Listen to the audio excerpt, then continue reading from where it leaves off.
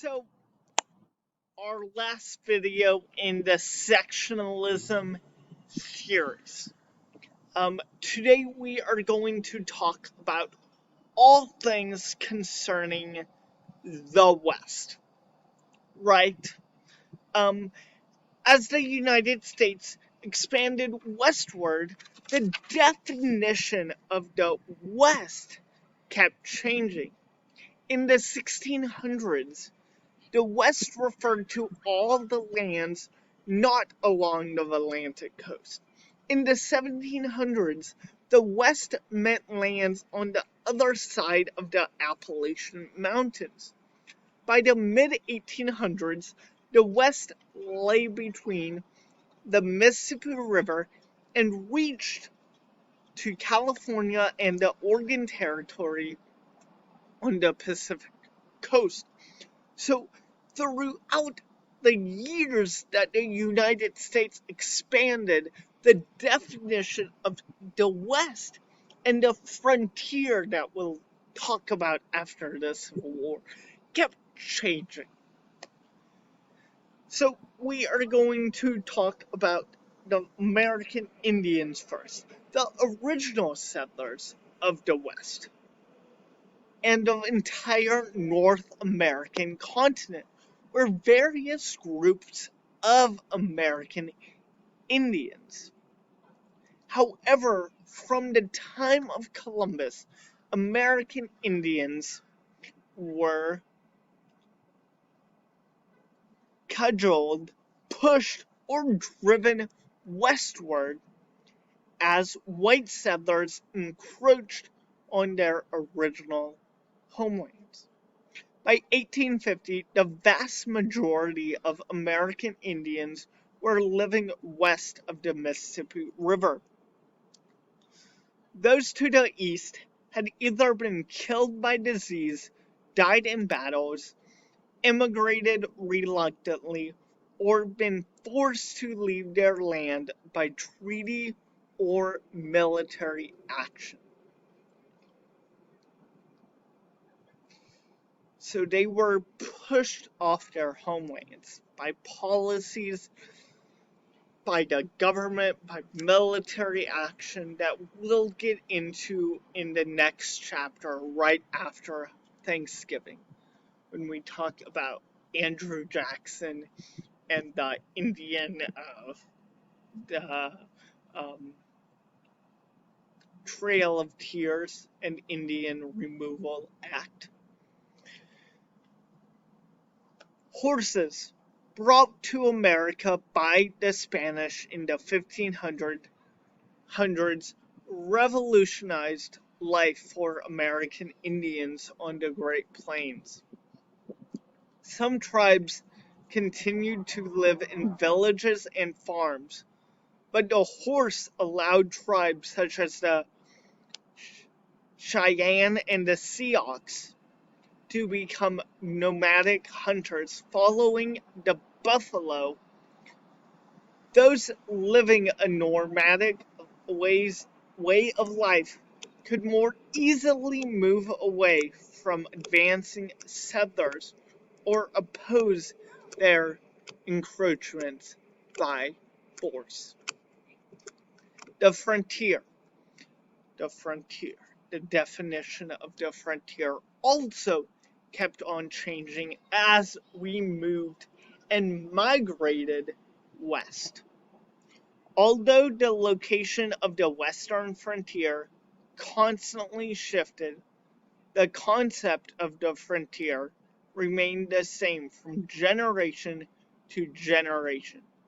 The same forces that had brought the original colonists to the Americas motivated their descendants and new immigrants to move westward. In the public imagination, the West represented the possibility of a fresh start, of a new beginning.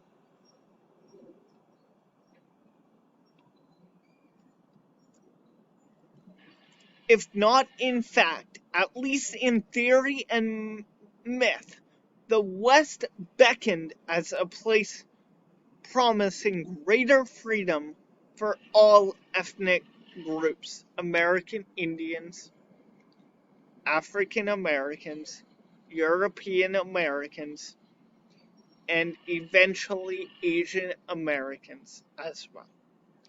Mountain men. From the point of view of white Americans, the Rocky Mountains in the 1820s were a far distant frontier, a total wilderness except for American Indian villages. The earliest whites in the area had followed Lewis and Clark and explored American Indian trails as they tramped.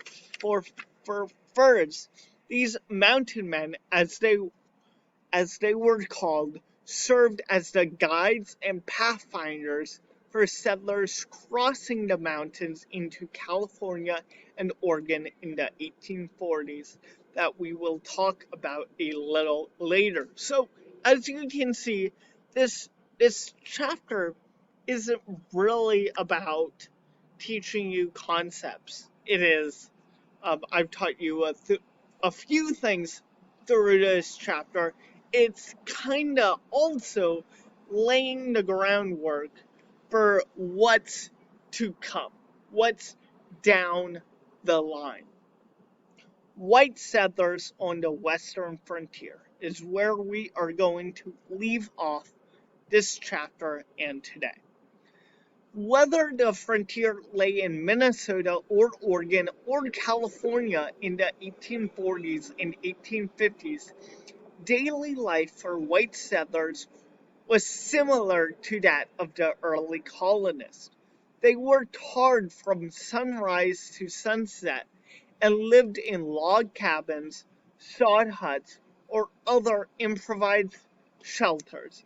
Disease and malnutrition were far greater dangers than attacks by American Indians. Often living many miles from the nearest neighbor, pioneer women performed myriad daily tasks, including those of doctor, teacher, seamstress, and cook, as well as chief assistant in the fields to their farmers' husbands. The isolation, endless work, and rigors of childbirth resulted in a short lifespan for frontier women. Environmental damage. Settlers had little understanding of the fragile nature of land and wildlife. As settlers moved into an area, they would clear entire forests and, after only 2 generations, exhaust the soil with poor farming methods. At the same time, trappers and hunters brought the beaver and the buffalo to the brink of extinction. So that's it for the West.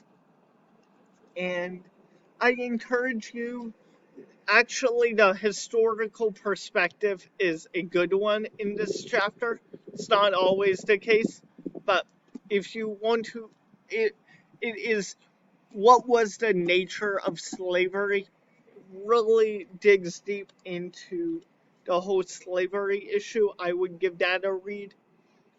These tables throughout this chapter is also interesting. There's one on population by region during this whole time, United States labor force during this whole time, maps about different skill levels, that sort of stuff. So if you want to, give that a read. You don't have to.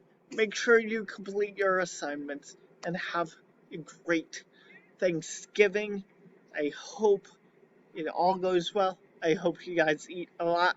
So see you guys after Thanksgiving. Tell me all about it. I love you guys.